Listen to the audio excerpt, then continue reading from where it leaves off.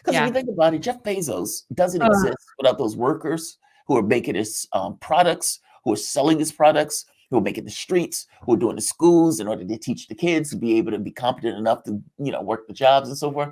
It doesn't exist. Walmart, same thing. You can go down the list of all of these companies. None of these Yeah. companies exist without those employees there. And yet, Jeff Bezos walks away with an ungodly amount of money. I can give you $160,000 every day since Jesus was born, and Jeff Bezos will still have more money than you. Yeah.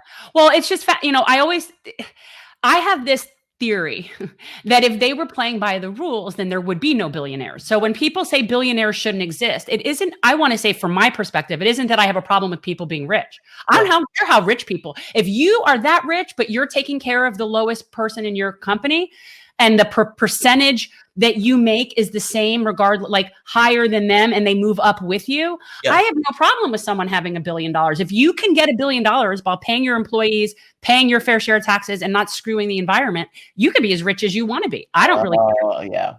It doesn't bother me. Yeah. I'm more concerned with the people on the bottom than how high the people at the top get. And I don't think you can do it. I don't think any of those people would be able to be billionaires legitimately. I don't. I think the only way they've been able to get there is by cheating the system, screwing their employees, screwing the environment, hurting other countries, all of these things that we've allowed to happen. Well, it depends on what you mean by legitimate. Well, if you mean legitimate in the sense that by the rules or within the context of our laws. No, I don't, because that's not legitimate. That's been bought and paid for by those people to change to accommodate their needs, not to accommodate the workers' needs. So what I'm talking about is take a company like, let's say, Costco, where the head of the company makes X percentage more than the bottom, and they move up proportionately together, like those kinds of things. If that person then becomes a billionaire, that's fine, because that means that the person who's working all the way at the bottom is also proportionately doing really well too. And there needs to be, I'm much more concerned with the floor than the ceiling. Yes. And that's just, me, I don't begrudge anybody gold-plated fixtures on their private jet. I really don't. You want gold-plated fixtures on your jet? That's fine.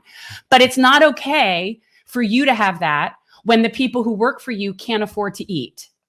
Yeah. But see, the problem is every incentive in the world goes towards the opposite way.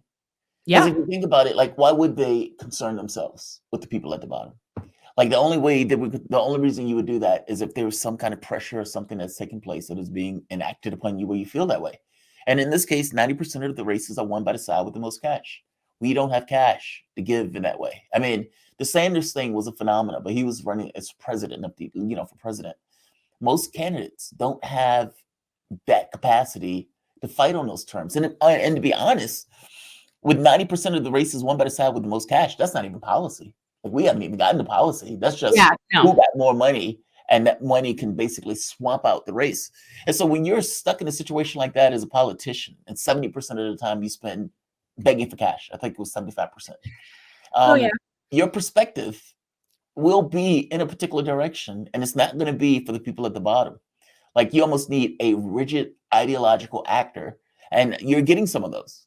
Like you said, Cory Bush, I think Bowman, I think AOC, I think some of these guys are far more ideological actors as opposed to just being this kind of transactional politics, or this being willing to kind of go along and get along with the typical politics. AOC does sometimes, especially foreign policy. Hey, we could get lucky and get Nina Turner in there. Oh God, I would love Nina Turner to be in there. Isn't that the best? It would be the best. Love I know. Nina. Thanks for watching. If you want to support our mission to transform politics into service, please like this video, subscribe, follow us on social media, and consider joining our Patreon, where you'll get early access to our interviews as well as other exclusive content.